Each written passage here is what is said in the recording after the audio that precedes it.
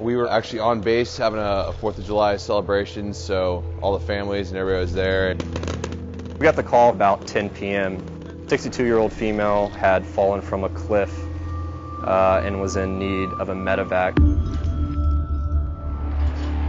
She actually didn't have a pulse. EMS got a pulse after about 20 minutes of CPR. We knew it was going to be challenging. We didn't know how challenging it was going to be. It was a very dark night. The moon hadn't actually risen yet, so pretty much no illumination. The location of the survivor was very hard to get to. The terrain was about a 100-foot cliff. And then on top of that cliff, there were 100 to 150-foot trees. The hair was definitely standing up on the back of my neck, and I knew this was going to be a challenging case. Once we got on scene, we got very busy, very quick.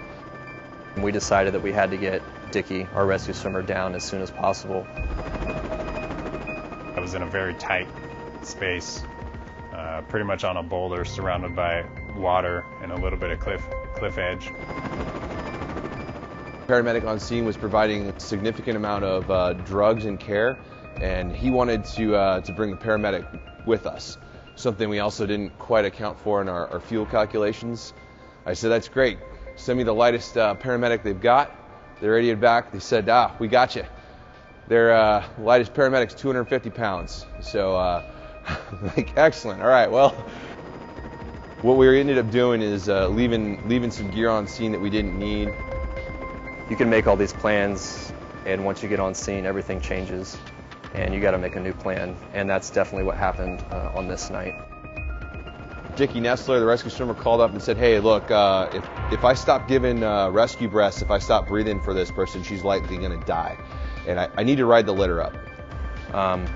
Which is very non-standard for us and something that we don't practice, we don't do often. But it was something that needed to happen in this particular situation. The only legitimate way to conduct this hoist to get her out was to actually fly the helicopter between the trees. There were cliffs and rocks at about 5 feet off the nose of the helicopter. I was sitting over here on the left-hand side of the aircraft, and you could see a tree. It's just right there. So we were fully surrounded and engulfed by obstacles. And once you get in that environment, there's no escape. It took about 45 seconds for them to get hooked up, and that 45 seconds felt like an eternity.